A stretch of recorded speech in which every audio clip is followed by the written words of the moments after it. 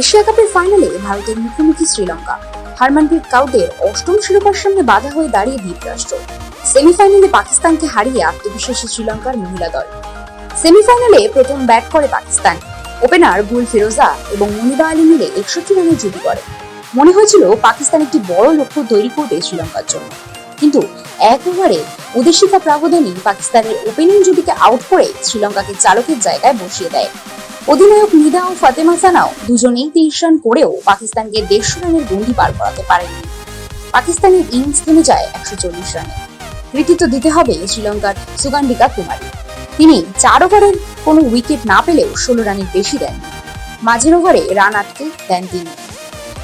পাকিস্তান 141 রানের লক্ষ্য আটকাতে নেমে অসাধারণ শুরু করে।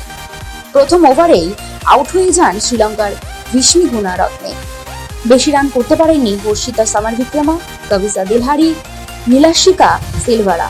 কিন্তু পাকিস্তানের আর জয়ের মাঝে দাঁড়িয়েছিলেন ওপেনার জামারি আত্তাপাত্তু। তার করা 63 রানের ইনিংস দলকে জয় এনে দেয়। সেই সঙ্গে অনুষ্কা সঞ্জীবনী 22 বলে 24 রানের গুরুত্বপূর্ণ ইনিংস প্রশংসার যোগ্য। দলকে জিতিয়ে মাঠ ছাড়লেন ভারতের প্রতিপক্ষ শ্রীলঙ্কা। ডাম্বুলায় দুপুর 3টে থেকে শুরু হবে সেই ম্যাচ।